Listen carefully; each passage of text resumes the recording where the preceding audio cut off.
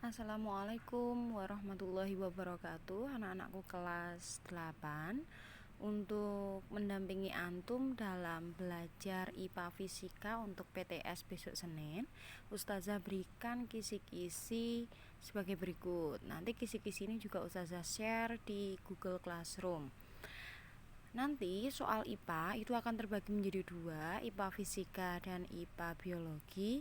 Untuk IPA Fisika akan ada 10 soal pilihan ganda dan 2 soal isian. Nah, di sini nanti Ustazah akan menerangkan sedikit. Nah, untuk soal pertama, nanti antum soal pertama dan kedua ini adalah materi jarak dan perpindahan. Antum ditanya tentang jarak dan perpindahan dari suatu benda. Jadi antum harus bisa membedakan bagaimana cara menghitung jarak dan bagaimana cara menghitung perpindahan. Oke, kita lanjut ketiga dan keempat. Untuk yang ketiga, itu antum bisa mengidentifikasi ciri-ciri gerak GLB ataupun GLBB. Seperti yang sudah ada di catatan antum ataupun di materi yang sudah Ustazah berikan ataupun di buku. GLBB itu yang bagaimana, GLBB itu syaratnya yang mana, yang kecepatannya sama itu yang dimana, yang percepatannya yang 0 itu siapa, yang percepatannya berubah itu siapa. Nah, itu harus antum pahami dan antum harus kuasai. Untuk yang nomor 4 adalah tentang tetesan oli.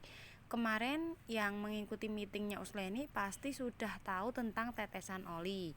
Di sini Ustazah akan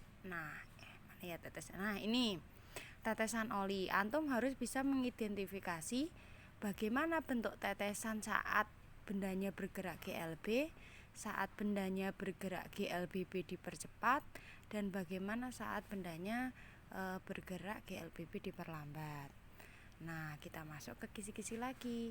Berikutnya adalah menentukan jenis gerak benda dari grafik V terhadap T.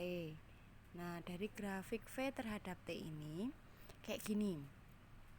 Seperti yang dimitingkan Uslain kemarin, kalau grafiknya itu naik seperti AB, itu berarti GLBB. Kalau lurus datar itu GLB.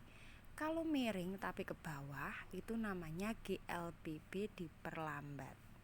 Kalau yang AB itu GLBB dipercepat ya, Nah, ini nanti dipelajari kembali. Kemudian untuk soal nomor 7 adalah pengertian gerak. Itu gampang. Benda dikatakan bergerak itu bagaimana? 8 itu menentukan percepatan benda. Jadi antum harus tahu apa rumus A atau percepatan. Di buku ada, di catatan ada. Kemudian menggunakan rumus kecepatan. Nah, rumus percepatan yang kemarin Uslaini berikan di buku juga ada. Rumus kecepatan seperti ini yang pakai bantuan segitiga juga boleh untuk menghafal. Besok ini semuanya keluar ya, Nak. Kemudian untuk soal isian itu masih gampang. Yang pertama, soal isian pertama itu menghitung kecepatan.